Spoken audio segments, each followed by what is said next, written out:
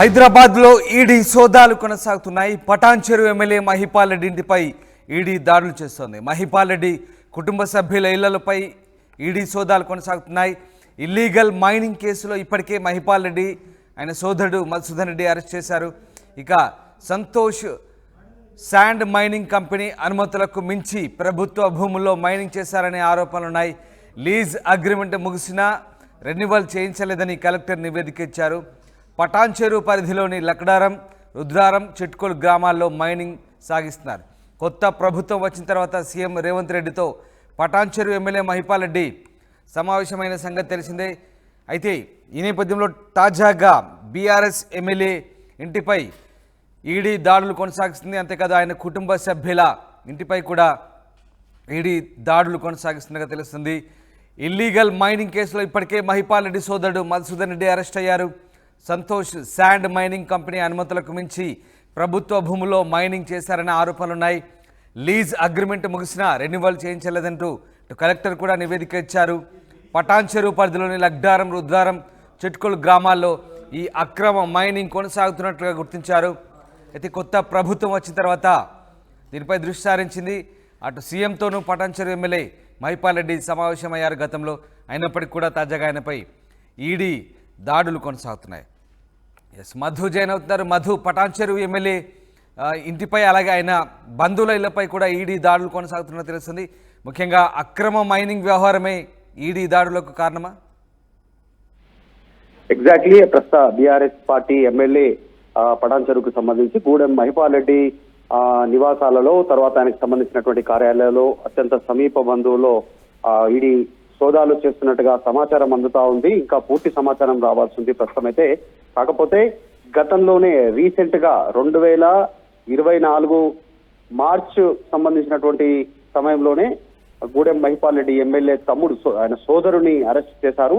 Santosh and sand and granites సంబంధించినటువంటి విషయంలో అక్రమ తవ్వకాలు చేశారు, అక్రమంగా ఇసుక తరలింపు చేశారు, అక్రమంగా ఇసుకతో పాటు అక్రమ మైనింగ్ చేశారు. మైనింగ్ కి సంబంధించి తీవ్రమైనటువంటి తవ్వకాలు చేశారు, క్రషర్లు పెట్టారు, అక్రమంగా వాటిని సప్లై చేశారు.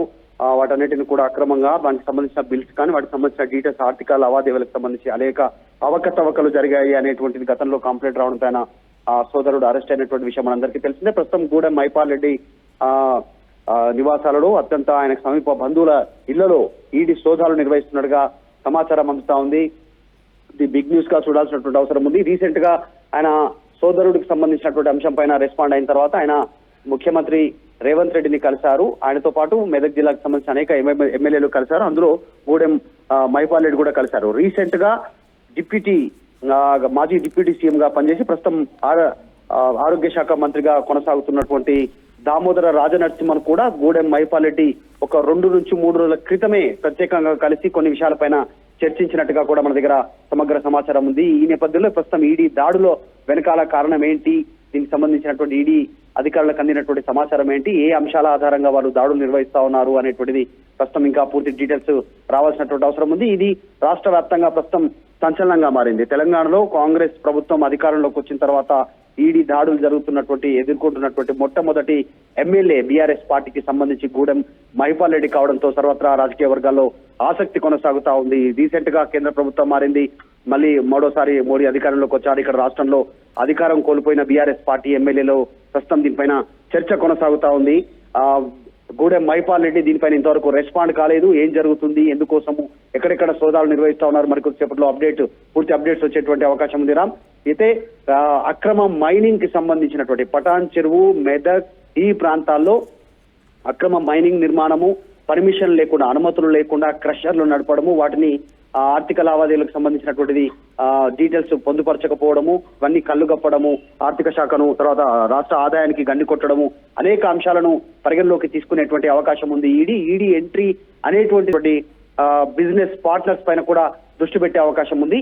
సో తెలంగాణలో కాంగ్రెస్ ప్రభుత్వం అధికారంలోకి వచ్చిన తర్వాత జరుగుతున్నటువంటి ఈడీ దాడులో మొట్టమొదటగా ఈడీ కేసు ఎదుర్కొంటున్నటువంటి ఎమ్మెల్యే గూడెం మహిపాల్ రెడ్డి కావడంతో సర్వత్రా రాజకీయ వర్గాల్లో చర్చ కొనసాగుతుంది. Ram, right, thank you Madhu.